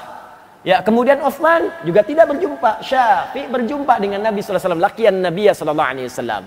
Makanya beliau ingin dinisbatkan kepada Syafi', Asy-Syafi'i. Maksudnya semua ajaran-ajaran saya ini tidak akan lepas dari bimbingan Nabi SAW. Kakek saya pun pernah berjumpa dengan Nabi SAW. Sa'ib disebutkan dalam Usdul Ghabah, ya, fi tamyiz sahabat, juga termasuk kalangan sahabat. Nasab ibunya, ini lebih nyampe lagi. Ya, ibunya namanya Fatimah bin Abdullah bin Al-Hasan bin Al-Muthanna bin Al-Hasan bin Ali ibnu Abi Thalib radhiyallahu taala anhu, zauju Fatimah Zahra radhiyallahu taala anha bintu Muhammadin sallallahu alaihi wasallam. Ya, bin Abdullah bin Abdul Muttalib bin Hashim bin Abdul Manaf bin Qusay bin Murrah bin Kilab bin Ka'ab bin Ghalib bin Fihr bin Malik bin Nadhr bin Kinanah bin Khuzaimah bin Mudrikah bin Ilyas bin Nizar bin Mudar bin Ma'ad bin Adnan bin Adi bin Adri bin Muqawwam bin Naghur bin Tarikh bin Ya'rub bin Yasjub bin Nabit bin Ismail alaihissalam bin Ibrahim alaihissalam bin Azar bin Nahur bin Abir bin Kinan bin Al-Fakhshad bin Sam bin Nuh alaihissalam bin Mihlail Matusyalam bin Kinan bin Alwas bin Tif bin Adam alaihissalam. Ayo ulangi. Jadi dari nasab ibunya tersambung kepada Nabi SAW, dari nasab bapaknya tersambung kepada kakek Nabi SAW di Abdul Manaf. Dan Quraisy bin Masasati Arab murni, Al-Imam Syafi'i. Jadi semuanya ada yang lain. Kalau Anda tanya Imam Ahmad, saya jelasin Imam Ahmad. Tapi karena dibahas di sini Imam Malik dengan Imam Asy-Syafi'i, maka saya bahas dari nasabnya, runtutannya sampai dengan referensi-referensinya. Supaya yakin, ini penting mengetahui siapa orang ini. Khalfiyahnya apa? Awas ya, latar belakangnya siapa? Supaya kita bisa belajarnya yakin dan tahu apa yang harus kita ambil dari situ. Ingat ya, ini sudah ada tanda dari ulama dulu. Setiap Anda buka kitab ulama, selalu disebutkan ismuhu wa nasabuhu. Namanya siapa, nasabnya apa, keilmuannya apa. Ya, wa syuyukhuhu, guru-gurunya siapa. Wa muallafatu, kitab-kitabnya apa. Siapa yang mengambil darinya, belajar dari siapa. Itu jelas. Ya, ada nasab ilmu. Sehingga semua yang diajarkan itu argumentatif. Punya dasar yang kuat. Dan kita pun nggak ragu belajarnya. Itu pelajaran ke masa kini. Maaf ya, supaya jangan sembarangan kita belajar. Ya, kalau bukan ahli sirah, jangan menyampaikan tentang sirah, takutnya salah. Semua ahli sirah sepakat Nabi itu baik, dari kecil terurus dengan baik, terawat dengan baik, ya, orangnya lembut, dinaungi awan, tanda-tanda kenabian ada, kakeknya sangat perhatian, ya, dirawat dengan baik-baik, dijaga supaya baik, semuanya dicukupkan, pamannya sangat perhatian, semua, bahkan orang-orang sudah paham semua. Di masyarakat ada kitab tiba, ada macam-macam, disebutkan segala kemuliaannya. Anda nggak baca itu, menerangkan yang berbeda, jadi masalah, gitu kan? Nah, jadi belajar. Kalau Anda ingin belajar fikih pada ahli fikih, jangan belajar fikih pada ahli tauhid, nggak nyambung. Nanti hukum fikih difatwakan dengan cara tauhid, yang akan nyambung. Fikih itu fleksibel, tauhid itu hitam putih. Nah, jadi kalau fikih nggak bisa hitam putih, ada kondisi babi haram, haram betul, tapi dalam kondisi tertentu, darurat Anda pergi ke hutan dalam, nggak ada yang halal-halal, kedengaran oh, itu aja. Pagi, siang, sore, malam. Kalau nggak makan lemes meninggal, diketawain lagi. Katanya kan. Maka dalam konteks itu boleh dimakan, bukan makan babi, makan daging babi. Ya, maka silahkan di situ. Jangan dipotong video saya nih, nanti dipotong saya celaka lagi. Ya. Nah, ambil, kemudian masak, setelah itu makan untuk menghilangkan lapar, bukan mengenyangkan. Ingat, jadi sifatnya bukan menikmati, itu fikih itu detil. Bukan menikmati, enak juga ya, bukan begitu. Menghilangkan lapar, sambil ngilangin lapar, sambil nyari lagi yang lain. Begitu ketemu ayam, kukuk, haram. Yang ini haram, yang ini halal. Ayam yang halal, maka tinggalkan kemudian daging babi tadi, kemudian ambillah daging ayam tadi. Maka dalam fikih itu begitu, ada fleksibilitas. Ad-daruratu tubihul mahdharat. Dalam keadaan darurat yang dilarang pun bisa dihalal. Yang halal bisa diharam. Nikah halal, tapi kalau dengan pernikahan pasangan bisa menyakiti dan menjauhkan dari Allah Subhanahu wa taala, bisa jatuh haram. Itu fikih. Jadi nggak bisa memfatwakan fikih dengan tauhid. Kita terdesak, Pak, nggak ada makanan lain, haram sampai meninggal. Nah, itu berbahaya. Jelas sampai sini? Maka latar belakang itu dibahas, digali, ditemukan. Ibnu Abdul Bar, latar belakangnya fiqh, orangnya berilmu dan dikutip oleh banyak ulama. Sampai dengan sekarang hampir semua kajian-kajian pun, ya, baik itu ormas-ormas atau gerakan-gerakan atau kelompok-kelompok, itu tidak sungkan mengutip kitab ini. Termasuk Syekh Hashim bin Asy'ari mengutip dari kitab ini. Saya sebutkan kutipannya. Ini yang beliau kutip di nomor 125. Tapi versinya ada beberapa versi. Jadi saya kagum juga dengan Syekh Hashim, ya, Hadratus Syekh, karena beliau mengutip yang paling lengkap. Ya, saya bacakan beberapa versinya. Nomor 119, saya bacakan dengan sanadnya. Haddatsana Abdullah, haddatsana Al-Hasan, haddatsana Abu Walid, Khalid bin Ibn Walid, haddatsana Khalid bin Abdullah, an Atha Ibn Sa'ib, an Al-Hasan qala, "Ughdu 'aliman aw muta'allima aw mustami'a wa la takun rabi'an fatahlik." Jadi, ada versi yang menyebutkan cuma 3 saja. Ughdu 'aliman aw muta'allima aw mustami'an wala takun rabi'an fatahlik. Jadilah kalian 3 golongan. Aliman, orang berilmu, au muta'allima, yang menuntut ilmu, au mustami'a, yang mendengarkan pengetahuan dengan fokus, wala takun rabi'a, jangan jadi yang keempat, fatahlik, maka kecenderungan yang kau akan celaka. Ini versi disebutkan 3. Ada yang menyebutkan 2 redaksi. Ya, saya bacakan nomor 121. Akhbarana Abdullah, hadatsana Al-Hasan, hadatsana Ya'qub, qala hadatsani Safwan ibn Salih, hadatsana Umar ibn Abdul Wahid, anil Auza'i, qala hadatsani Harun ibn Ri'ab, qala kana Ibnu Mas'ud yaqul radhiyallahu ta'ala anhu, ughdu 'aliman aw muta'allima wa la taghdu fima baina dzalika fa innama baina dzalika jahilun aw jahlun. Nah, ini ada yang versi 2. Ya, 2 kalimat saja. Tadi 3 kalimat, jangan jadi yang keempat. Kalau ini cuma 2, jangan jadi yang ketiga. Ya, kalimat ini disebutkan oleh sahabat Ibnu Mas'ud radhiyallahu taala anhu. Jadi kalimat yang pertama tadi, ya, belum bersambung kepada Nabi. Kalimat yang kedua ini pun masih di Ibnu Mas'ud, di sahabat 2. Ya, kata Ibnu Mas'ud radhiyallahu taala anhu, "Ughdu 'alima aw muta'allima." Jadilah engkau orang berilmu. Kalau belum jadi, setidaknya belajar menuntut ilmu. Ya, wala takun fima baina dzalika wala taghdu fima baina dzalika. Maka jangan sampai berilmu tidak, belajar pun enggak mau, kata beliau. Maka yang seperti itu akan cenderung jadi orang bodoh atau memiliki sifat-sifat kebodohan. Sudah enggak punya ilmu, enggak mau belajar. Jangan seperti itu, kata Ibnu Mas'ud. Maka yang demikian itu akan cenderung bodoh. Cenderung tidak tahu, sholat nggak ngerti karena nggak mau belajar. Ya, berkali-kali ribuan kali ruku dan sujud nggak ngerti yang dibaca. Nggak paham yang diungkapkan, sujud nggak ngerti yang dibaca. Ruku nggak paham yang diungkapkan, mau sampai kapan? Kata Ibnu Mas'ud, kalau nggak pernah mau belajar, kalau nggak bisa ngajar, minimal belajar. Besok-besok belajar. Ini makna takbir, ini makna iftitah, pekan ketiga makna Al-Fatihah, pekan keempat artinya ruku, pekan kelima i'tidal. Belajar supaya paham. Kalau nggak pernah belajar, nanti nggak paham-paham. Kalau nggak paham-paham, khusyuknya sulit diraih. Bagaimana bisa khusyuk dalam sholat kalau nggak ngerti yang dibacakan dalam sholat? Itu kalimat Abdullah bin Mas'ud radhiyallahu taala anhu. Kalau ada orang belajar dengan baik, mau belajar, maka kata beliau, teruskan kalimatnya, wa innal malaikata tabsutu ajnihataha lirajulin ghada yatlubul ilma minar ridha bima yasna. Kalau ada orang mau belajar dan dia semangat sampai datang pengen lebih awal. Ah, ini yang menafsirkan Ibnu Mas'ud, bukan Adi Hidayat. Oh, hati-hati. Kata Ibnu Mas'ud radhiyallahu taala anhu, fokus, kalau ada orang senang menuntut ilmu dan bukan sekedar senang, dia memburu majlis ilmu sampai mengejar saf-saf yang pertama, datang lebih awal, pengen datang duluan. Itu kata beliau menafsirkan hadis yang di Ibnu Majah, nomor hadis 233. Ya, riwayat sahabat Abu Darda radhiyallahu taala anhu. Kan ada hadis begini bunyinya, masih ingat? Man salaka tariqan yaltamisu fi ilma, sahalallahu lahu tariqan ilal jannah. Masih ingat hadis itu? Wa innal malaikata la tadau ajnihataha ridan li talibil ilmi. Sampai situ kan? Ya, wa innal ulama'a warathatul anbiya wa innal anbiya'a lam yurithu dirhaman wala dinaran walakin warathul ilma fahadhuhu bihadhin wafir. Ya, kata Abu Darda radhiyallahu taala anhu, Nabi SAW pernah bersabda, siapa yang menguatkan dirinya, siapa yang bersemangat menempuh satu jalan untuk belajar pengetahuan walaupun cuma sedikit, maka Allah akan balas setiap kesulitannya, langkahnya, keringatnya, waktunya, tenaganya, biayanya untuk memudahkan langkah dia ke surga. Ya, dan kalau penuntut ilmu mengetahui sebelum dia keluar dari tempat dia tinggal untuk belajar itu, malaikat membentangkan sayapnya memberikan ridho kepadanya. Nah, apakah semua penuntut ilmu itu dinaungi oleh malaikat sehingga diridhoi ia ketika akan belajar? Kata Ibnu Mas'ud, tidak. Bukan semuanya.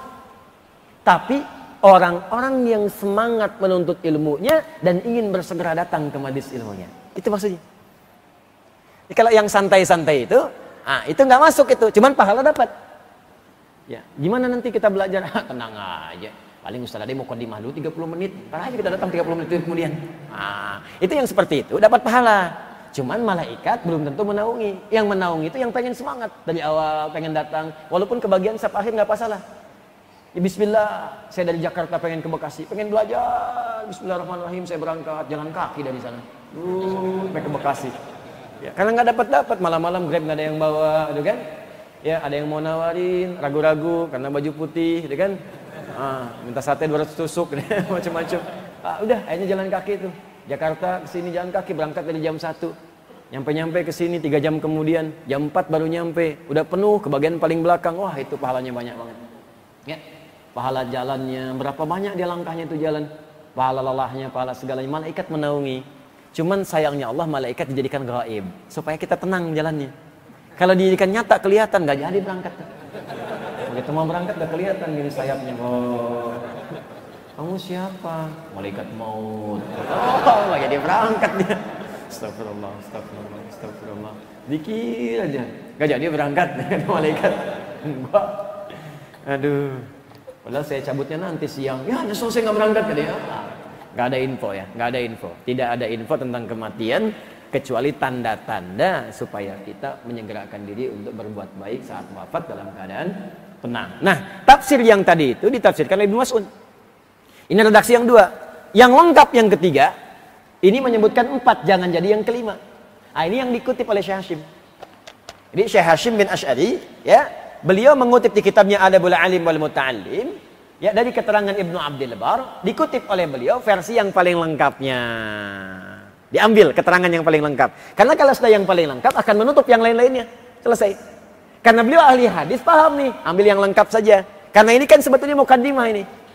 Ya, kumpulan supaya orang nggak banyak-banyak bacanya, ambil yang paling lengkap, selesai. Anda kan kalau baca sesuatu, ada yang ringkasan, ada yang versi 1/3, ada yang 3/4, ada yang utuh. Anda akan cari yang utuh kan? Jelas kan? Ya, ada makanan setelah ini ada sarapan, ya. Ada yang lontongnya aja, ada yang pakai kerupuk, ada yang kuahnya aja. Anda kan pengen ambil semua tuh. Hah? Jelas ya, itu paket ya. Maka diambil kemudian yang paling lengkap. Nah, saya bacakan sanadnya sekarang. Ya, di sini kan nggak disebutkan sanadnya. Langsung ke Nabi. Waqala sallallahu alaihi wasallam. Boleh kalau orang itu sudah mengetahui sanad. Sedangkan beliau itu ahli juga, punya ijazah di sanad. Nah, ini beliau punya ijazah. Jadi sebelum memulai kitab-kitab ditulis disebutkan ijazahnya. Saya kata beliau hadis Muslim ini sanadnya, ijazahnya. Yang Al-Bukhari ini ijazahnya. Ada semua ijazahnya. Karena sudah belajar itu sudah tahu. Kalau sudah tahu derajat hadisnya. Kalau sudah tahu derajat hadis boleh mencantumkan langsung ke Nabi sallallahu alaihi wasallam. Nah, kita yang belum tahu cek dulu. Cek dulu. Ya, kalau tak punya kemampuan ikut yang tahu. Taklid namanya di situ. Taklid itu pada yang tahu, pada yang fiqh. Ya kalau sudah fiqh kita ikuti boleh. Kalau awam itu tidak punya kewajiban untuk menggali. Awam tuh ikut. Jangan dipaksa, orang awam tuh jangan dipaksa. Kecuali kalau ingin belajar naik, upgrade naik. Ya, saya bacakan sanadnya. Ini agak panjang. Akhbarana Khalaf ibn Al-Qasim rahimahullahu ta'ala qala haddatsana Muhammad ibn Al-Husain ibn Salih As-Sabi'i Al-Halabi Abu Bakar bin Dimashq. Ya, di Damsyik, Syria.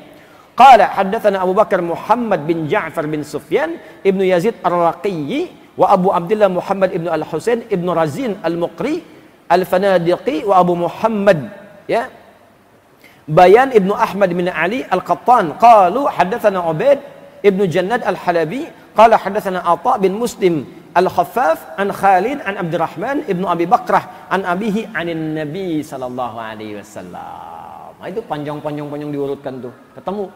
Kita mah enak aja tinggal anin Nabi qala Rasulullah sallallahu alaihi wasallam. Orang dulu nyari itu sampai ketemu. Masya Allah, Imam Al-Bukhari nyari hadis sampai ke Khurasan, sampai kadang datang ke tempat-tempat tertentu yang jauh, kejar oleh beliau, datang. Kadang-kadang udah jauh-jauh, balik lagi. Karena hadis yang didapatkan menurut beliau tidak qualified. Pernah datang jauh-jauh tuh ke satu tempat, begitu datang ditanya. Katanya ada hadis dari si fulan, tolong tunjukkan. Oh iya itu tempatnya, udah jauh-jauh jalan kaki tuh. Begitu datang, orang ini sedang bermain dengan hewan. Ada yang menyebutkan dengan ayam, ada yang menyebutkan dengan keledai. Dia kayak mau ngasih makan, padahal enggak. Cuman pengen nangkap aja. Ya? Datang hewannya, ditangkap. Tapi nggak dikasih makan. Balik lagi Al-Bukhari. Tuh, saking ketatnya menyeleksi hadis. Balik lagi. Ditanya oleh orang yang tadi, Syekh, kenapa nggak diambil? Kenapa pulang lagi? Apa jawab Imam Al-Bukhari? Kata beliau, kalau pada ayam saja bisa berdusta, maka bagaimana kepada Nabi SAW? Kalau kepada keledai saja bisa berdusta, atau nama umumnya kalau kepada hewan saja bisa berdusta, maka bagaimana kepada hadis Nabi SAW? Padahal orang ini belum tentu hadisnya salah. Mungkin benar meriwayatkan hadis, cuman karena perilakunya kurang baik, maka tidak diambil oleh beliau. Ya, tidak diambil, khawatir nanti ada tuhmah, tuduhan kepada hadis. Oh, pantas orang ini jelek, hadisnya aja diriwayatkan oleh pemabuk, hadisnya aja diriwayatkan oleh penipu. Makanya ada ketat dalam beliau hadis. Hadis yang diriwayatkan oleh orang-orang yang bermasalah, maka hadisnya disebut hadis mungkar. Ya. Hadis yang diriwayatkan oleh orang yang tertuduh sering berdusta disebut hadis matruk. Hadis yang dipalsukan memang palsu disebut hadis maudhu. Makanya dikenal dengan 3M. 3M. Mungkar, matruk, maudhu. Ini hadis yang tidak dijadikan hujjah. Jelas ya? Tidak dijadikan hujjah kecuali ada dasar-dasar yang lain atau ingin mengambil maknanya saja. Al-Bukhari dicari itu. Antum mau dapat belajar hadis, khairukum man ta'allamal Qur'ana wa 'allamah. Rawahul Bukhari. Enak aja tuh, tinggal dilihat. Hadisnya riwayat Imam Al-Bukhari. Ya, dari Nabi sallallahu alaihi wasallam, khairukum man ta'allamal Qur'ana wa 'allamah. Yang paling baik di antara kalian yang belajar Quran dan mengajarkannya. Rawahul Bukhari, tinggal dicek di Al-Bukhari. Padahal Al-Bukhari itu enggak sembarangan. Ngambil dulu, diteliti dari siapa? Hajjaj bin Minhal. Hajjaj bin Minhal dari siapa? Dari Syu'bah. Syu'bah dari siapa? Alqamah bin Marthad. Alqamah bin Marthad dari siapa lagi? Sa'ad bin Ubaidah. Sa'ad bin Ubaidah dari siapa lagi? Abu Abdurrahman As-Sulami. Abu Abdurrahman As-Sulami dari siapa lagi? Utsman bin Affan. Dari Ali bin Abi Thalib. Dari Nabi SAW. Itu nyari sampai ke Nabi, nggak mudah. Tiba-tiba datang belakangan orang-orang tertentu. Imam Al-Bukhari nuliskan Sahihnya 16 tahun. Ada orang baca 16 jam sudah bikin fatwa. Ini nggak mudah ini. Beliau ini belajar. Teliti sampai ke hadisnya. Apa hadisnya? Ya, kita bacakan. Ughdu aliman. Ya, an abi anin Nabi sallallahu alaihi wasallam qala, ughdu aliman aw muta'allima aw mustami'an aw muhibba wa la takunil khamisata fatahlik. Nah, ini hadis ini yang ada di kitab ini, hadis sahih, diriwayatkan oleh para ulama dengan versi yang paling lengkap. Kemudian ada pendapat dari Imam Atha, saya bacakan ini dulu ya, sebelum ke sini, karena di sini nggak ditemukan. Ya, ini untuk syarahnya. Ya, saya tidak ingin mengatakan melengkapi adab sebagai guru. Yang nggak ada murid melengkapi guru, ya. Nggak ada murid melengkapi guru. Yang ada kita istifadah dari guru-guru yang lain untuk saling kemudian mendapatkan manfaat-manfaat lebih luas. Qala Atha, maka berkata Imam Atha bin Rabah, ya, qala li Mish'ar bin Kidam, ya Atha, zidtana fi hadzal hadits ziyadatan lam takun fi aidina, wa innama kana fi aidina ughdu 'aliman aw muta'allima. Ya Atha, wailun liman lam yakun fihi wahidatan min hadza. Allahu akbar. Mish'ar bin Kidam mengatakan kepada Atha, Atha ini tahu hadis yang ini, versi 4. Kun alima au muta'allima au mustami'a au muhibban wala takunil khamisata fatahlak. Jangan jadi yang kelima. Tahu empat-empatnya. Sedangkan yang lain taunya dua. Kun alima au muta'allima atau ughdu aliman au muta'allima. Maka Mish'ar bin Kidam berkata kepada Atha, ya Atha, dari dulu kami taunya cuma dua aja. Setelah ketemu kamu, kami tahu ada 4. Tahu 2 yang lain. Ah, ini menunjukkan jangan-jangan selama ini kita taunya cuma 1 dalil saja. Ternyata ada 2 dalil. Silahkan belajar. Tadi yang saya katakan, luaskan ilmu. Dulu saya tinggal di Libya, talaki pada seorang syekh. Ya, salah satu riwayat, saya mengaji beberapa riwayat. Saya mengaji pada Syekh Dukali Muhammad Al-Alim, riwayat Hafiz. Mengambil riwayat Qalun juga. Ya, Warsh dari Syekh Ali Ahmar, Hafiz tambahan dari Syekh Ali Al-Libi, ya. Kemudian riwayat Duri dari Syekh Ali At-Tanzani. Jadi yang menarik begini, ada 2 orang. Ini menarik kisahnya. Dua-duanya hafal Quran 30 juz. Yang satu belajar riwayat Hafiz yang kita baca sekarang dari Asim. Yang satu baca Qalun. Ya, Qalun. Baik. Jadi kalau di Hafiz itu misal ya, kita baca ihdinas siratal mustaqim pakai shad. Ihdinas siratal mustaqim pakai shad. Ada riwayat menggunakan sin. Imam Ruwaish misalnya. Ya, termasuk di salah satu wajah nanti Imam Mujahid baca dengan sin. Ihdinas siratal mustaqim. Ada lagi menggunakan zai. Zai. Ihdinas siratal mustaqim. Jelas? Imam Duri riwayatnya Ibnu Katsir. Ihdinas siratal mustaqim. Pakai zai. Ada yang satu pakai shad, satu pakai sin. Debat. Ma anta mukhti la sahih bis-shad. Ihdinas siratal mustaqim. Kamu salah yang benar pakai shad. Ihdinas siratal mustaqim. Yang satu mengatakan anta mukhti al-sahih la-sah bis-sin. Kamu yang benar-benar salah, yang paling benar pakai sin. Ihdinas siratal mustaqim. Padahal dua-duanya ngaji di guru yang sama. Ayo kita datang ke guru kita aja. Anastati bisyekh, kita minta fatwa ke syekh. Datang dua-duanya. Gurunya bijak sekali. Ketika datang bertanya, ya bunai, ikra. Anakku sayang kamu baca. Ihdinas siratal mustaqim pakai shad. Hasbuk. Enta iqra. Kau baca ya bunai. Baca nak.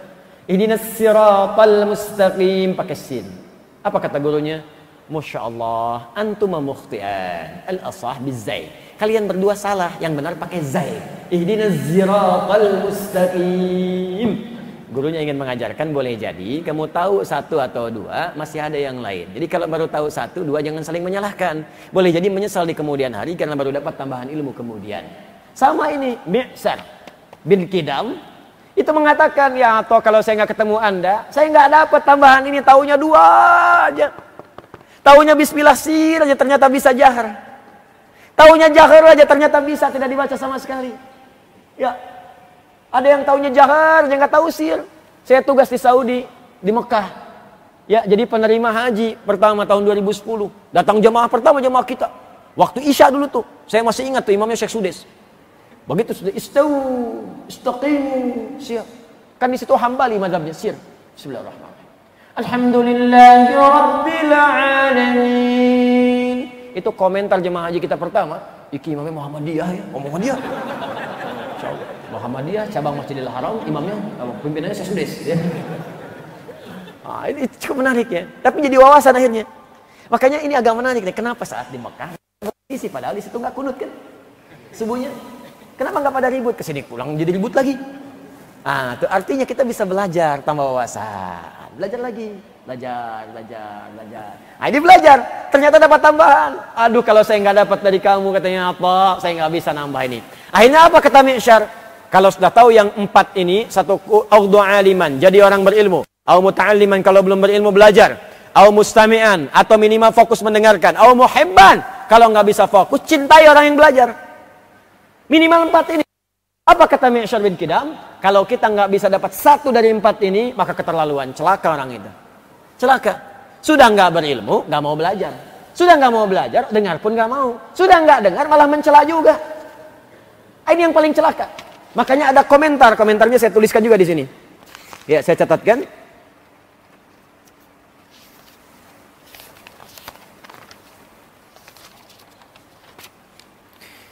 Baik, wailun liman lam yakun fihi wahidatun min hadza. Ini komentarnya.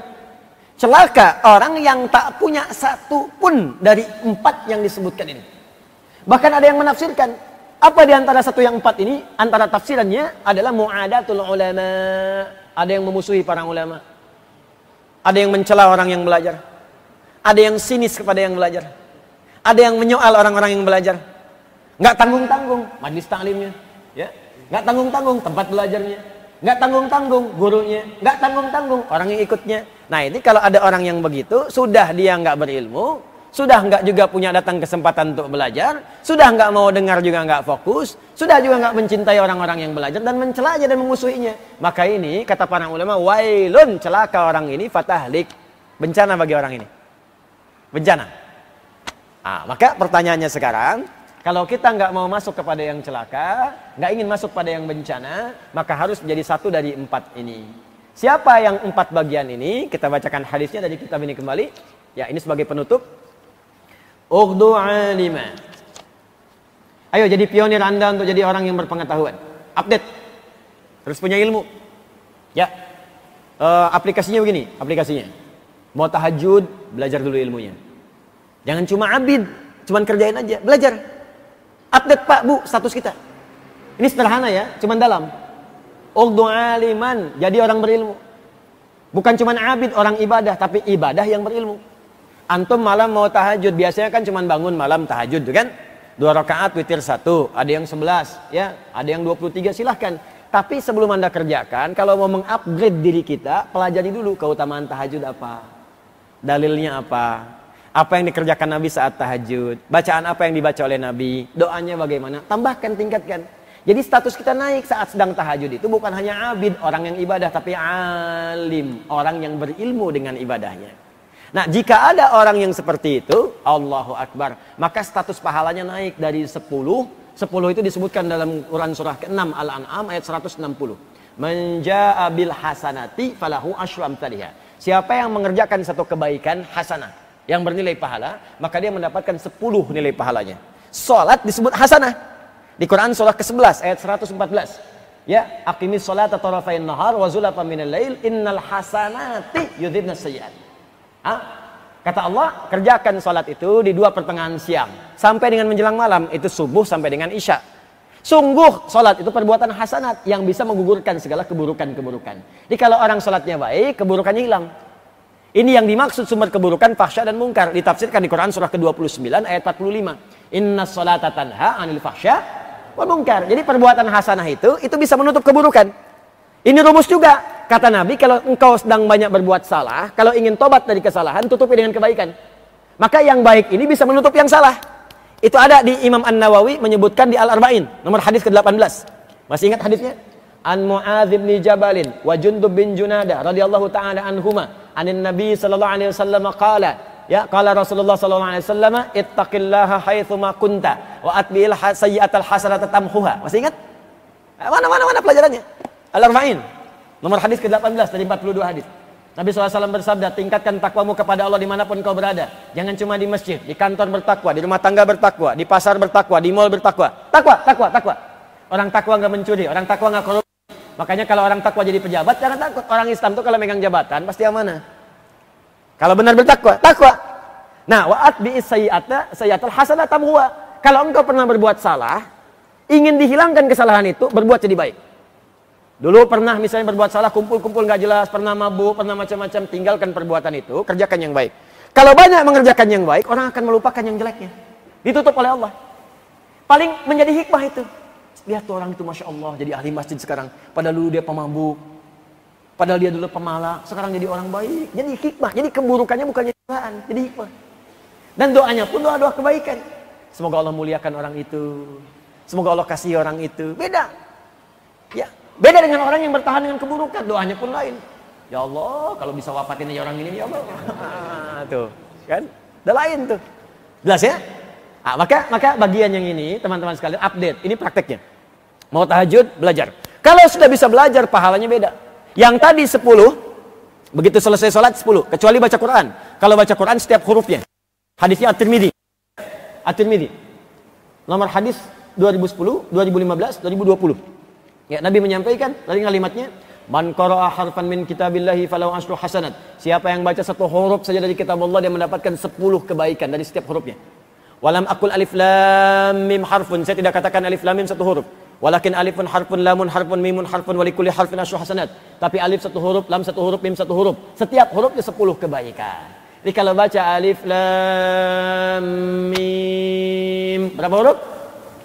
Sesuai hitungan dapat 30. 30 jangan dihitung 1, 2, 3, 4, 5. Terlalu sedikit. Di hadis Muslim, datang ke masjid saja, baru datang belum ngapa-ngapain, dengan niat ibadah dapat 25. Jarak 1 ke 2 500 tahun, 2 ke 3 500 tahun, 3 ke 4 500 tahun. 500 tahun. Wah, Anda kalau nggak baca Quran sehari, hilang berapa abad tuh? Cari amalan yang cerdas untuk tutupin kesalahan. Pakai rumus tadi, pakai rumusnya. Coba sehari berapa kali salah? Maaf sebentar. Yang nggak punya dosa boleh angkat tangan. Saya pakai kacamata biar jelas kelihatan. Boleh angkat tangan yang nggak punya dosa. Yang sedikit. Agak banyak. Oh, saking banyaknya nggak bisa ngangkat kan? Jangan-jangan dosa yang banyak-banyak yang kita pikirkan umum dulu. Rinci satu-satu. Kalau mau tahu dosa kita, rinci satu-satu. Rinci satu-satu. Dosa mata, berapa kali melihat yang salah? Ayo lihat. Handphone tuh, sehari berapa kali lihat handphone? Gambar-gambar yang nggak jelas. Istri orang yang dilihat-lihat. Istri ada di rumah, istri orang yang dilihat. Atau suami orang yang dilihat, ibu. Ya, hati-hati. Berapa kali yang dilihat itu ceramah ustadznya apa ustadznya? Ya. Coba dicek. Antum tuh berapa kali gambar-gambar muncul, iklan yang nggak jelas dan sebagainya. Salah mata tuh. Mau lewat sini berapa kali lihat gambar-gambar, videotron dan sebagainya. Istighfar, cuman mata nggak berpaling. Astagfirullah, salah nih. Mata nggak belok-belok, ya kan? Telinga berapa kali dengar yang nggak jelas. Pikiran. Kadang berpikir yang nggak baik-baik.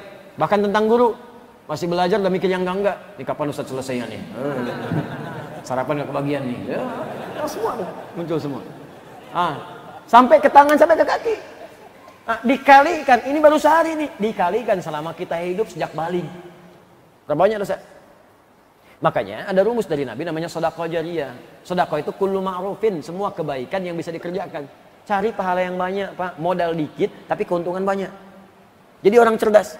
Cari amalan yang kayaknya sedikit, teman pahala banyak. Di antaranya apa? Baca Quran. Baca Quran itu bukan selesai dapat 10, setiap hurufnya 10. Amalan lain pada umumnya, amalan fisik tuh 10. Salat 10, selesai dapat 10. Amalan harta paling minimal 700, infak 700. Dalilnya Al-Baqarah ayat 261. Ya mathalul ladzina yunfiquna amwalahum fi sabilillah kamathali habbatin ambatat sab'a sanabil fi kulli sumbulatin mi'atu habbah. Kebiasaan orang infak paling minimal seperti menanam 1 benih, tumbuh jadi 7 kalikan 100. 700 paling minimal infak ibadah harta. Tapi baca Quran setiap hurufnya 10. Jadi kalau hari ini dosa mata punya misalnya 50 kali dosa, 50 kali lihat 50 kali dosa. Masya Allah, baca Quran. Tapi jangan disengaja. Ya, ketutup tuh. Alhamdulillah. Tapi jangan niatkan begitu juga bacanya. Hari ini saya kayaknya baca dapat 9 kesalahan ya Allah. 9. Nun. Alhamdulillah masih ada untung 1. Udah itu udah nggak ada orang baca Quran begitu. Baca Quran itu pasti banyak. Dan yang baik menutup yang buruk. Jadi setiap membiasakan yang baik, pahala dapat, keburukan juga hilang. Naikkan update. Alim. Ya, alim. Kalau Anda kemudian belum mampu jadi orang alim, maka belajar supaya alim. Banyak yang alim semua nih, Anda ketinggalan, harus nyusul. Jangan jadi ustadz dulu. Nanti setelah ilmu terkumpul, baru alim mengajar, muallim. Yang penting itu update belajar dulu. Orang lain sudah sampai pada ilmunya, kita belajar. Hadiri majlis-majlis ustaz-ustaz. Kalau bisa begini bikin target Pak Bu, supaya tidak acak-acakan, teratur kita belajarnya. Atau antum bikin program dulu. Saya sebulan ini pengen memantapkan fikih sholat dulu. Maka cari majlis ilmu mengajarkan fikih sholat yang benar. Supaya terupdate kita. Saya pengen belajar tentang zakat, cari yang tentang zakat.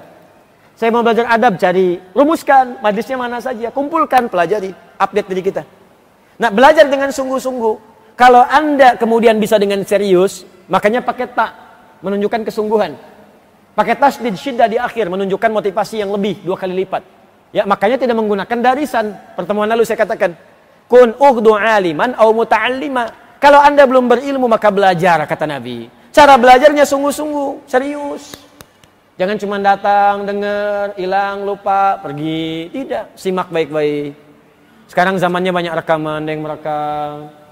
Ya dulu rekam pakai suara, sekarang pakai visual, ada audio visual, sekarang direkam juga. Sekarang ustadznya juga banyak. Ada ustadz yang datang sendiri, nerangin sendiri, nulis sendiri, ngapus sendiri, ya ada yang begitu. Ya. Dan direkam juga, jelas semua bisa diulang-ulang lagi. Kalau dengan semua fasilitas itu belum menyentuh kita untuk belajar, ya perlu difasilitasi bagaimana lagi. Datang bikin catatan. Nanti ya sabar ya. Saya sedang mencetak Quran dulu, mushaf. Nanti setelah mushaf selesai, saya cetak buku tulis. Nanti saya bagi insya Allah, ya saya bagi supaya nanti belajarnya bisa menulis ya. Ini di copy juga nih, copy per lembar apa, jangan banyak dulu, selembar dulu, ya, biar digabung, ya. Nah, jadi teman-teman belajar, simak, tulis, serius. Itu begitu Anda sedang serius, pahala datang. Pahala. Begitu diamalkan, saat diamalkan berubah dari yang 10 tadi pindah naik. Biasanya kan 10, sekarang pindah. Perhatikan kalimatnya. Ketika status kita menjadi alim dibandingkan abid, maka pahalanya seperti kasairil kawakib, seperti jumlah asteroid yang ada di semesta. Berapa jumlah benda yang ada di langit tuh? Hitung, ayo hitung.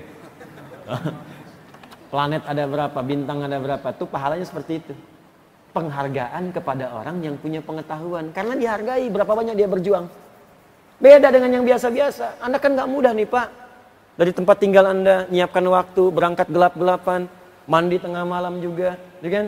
Kemudian ada yang sholat dulu, ada yang mabit di sini, itu kan pengorbanan. Makanya Nabi pun memberikan apresiasi tinggi. Kalau sudah dapat ilmunya diamalkan, makanya diamalkan, jangan didiamkan.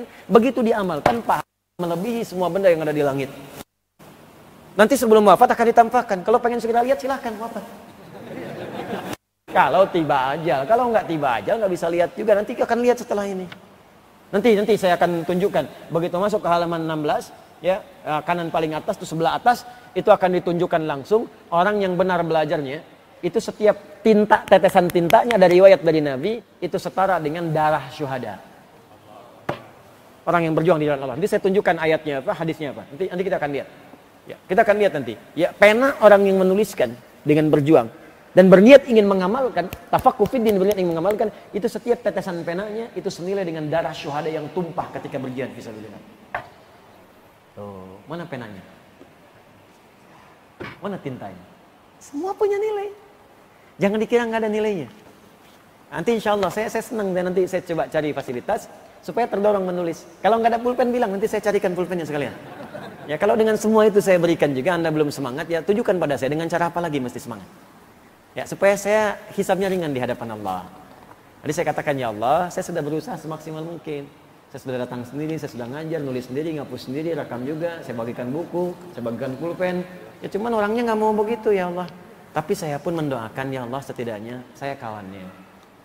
Ya Allah, saya pernah mengajarkannya. Sayang, ya Allah, kalau memang Kau menyayangiku, ya Allah, kalau ada sayang kepadaku, maka berikan sayang kepada kawanku juga. Termasuk kepada yang mencelaku kalau dia beriman. Ya, termasuk kepada yang menuduhku kalau dia beriman. Ya Allah, dia temanku, dia sahabatku. Mohon ya Allah ampuni dosa-dosanya. Saya memaafkannya.